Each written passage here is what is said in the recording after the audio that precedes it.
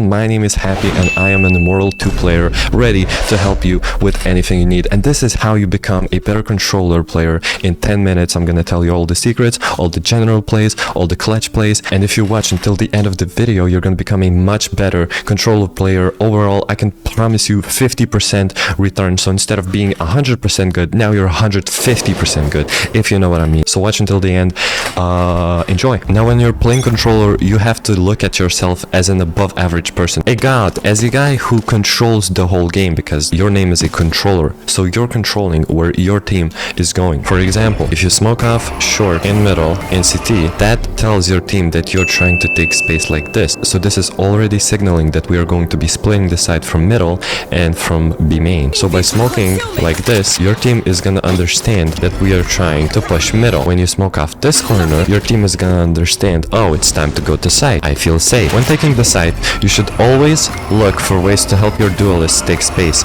So I recommend shocking these default spaces that people like to defend. Let's say you drop the smokes, your duelist goes in, you stun, and you suck the most important spaces, push out the smoke right here, peeking out and helping them. Very often as a controller you have this utility to help you win 1v1s or 1v2s or just post plan in general, and to stall out the spike as much as possible. For example, you're playing Brimstone, the spike is playing right there. It's a 1v1 situation. What do you do? If you were Raze, you had nothing. Maybe you had a nade, but like, how do you pop a nade to land right there from A main, right? You can't. So very often people have lineups with Brimstone so they can stall time. Another thing every smoker has is smokes, which they can drop and one-way the spike, so when the enemy tries to defuse it, they cannot see anything. Brimstone smoke lasts for 30 seconds, which means if you have 3 of Brimstone smokes, you can delay the spike for 1 minute and 30 seconds, drop the smoke, and have this massive advantage in winning the post plan. Also have Brimstone ult. When you're holding this site, it's important to smoke off the place that it is less likely for enemies to come out. For example, in Haven A site, it is more common for enemies to flood out from here than to jump out from Heaven. This might let the other team know that they are not welcomed from here, and if there's only one guy here, he might be like, oh, I got smoked off, I'm gonna run away, and then the attackers can push into the smoke, and once you have this position, you unlock an extra angle to defend a main from. Whereas, if there were 2 people, they wouldn't be afraid of the smoke, and they would try to push past it. When you're defending a site as a controller, if you have 3 people on site, wait for at least one guy to push past the choke point, then you smoke him off, and then you try to fight him. If you only have 2 people on site, you can smoke off preemptively and only focus on your other abilities to defend the push. Jet dashes in, we blind the other team, and then we fight the jet. We're always trying to split the enemy team. If you have a lot of smokes, using a one-way is always more helpful than smoking it just normally. Now here's a clip of me having fun with it Omen's TP for no reason, really.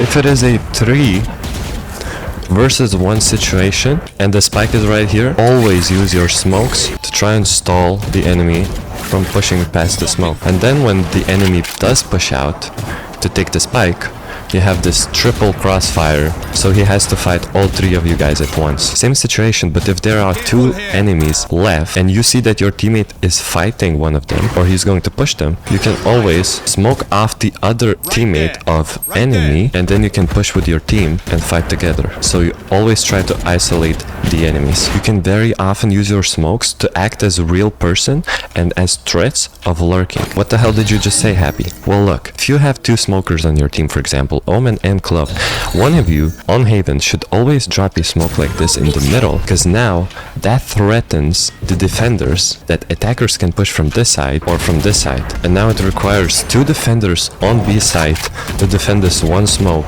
because the enemies might lurk through it. And the funniest thing is you were never gonna be middle, and all 5 of you are ready to push A side. Because you have 2 controllers, you can very easily execute on the side and be just fine. And these two guys are gonna look like fools. You get the A side for free. Another thing that works as controllers is you can farm orbs very easily. You drop a smoke like this, and then you pick up the orb and hope you don't die, of course. And the very same method very often works on defense as well. Maybe a little bit less on Haven, but it very well works on Bind.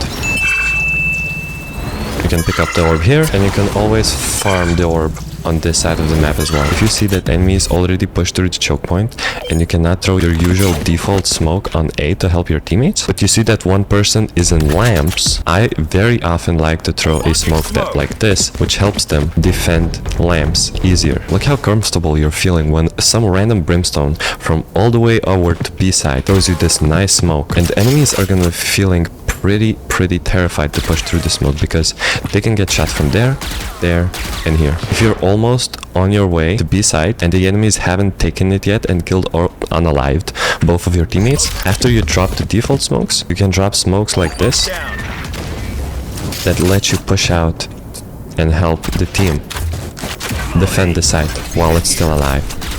So keep that in mind. Another example of that is Ascent B side. After you've already thrown this smoke and you're rotating to help your teammates, you're usually going to be smoked off here, so you can make this entry where you can get into site and help your teammates backside.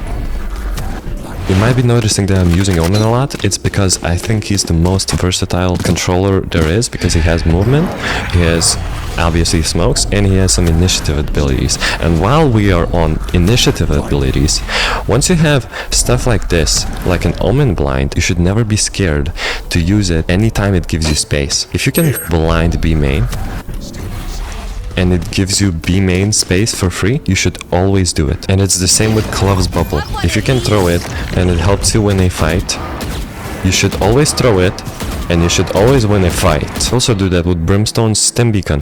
If it helps 5 of you to run faster and shoot faster, why not just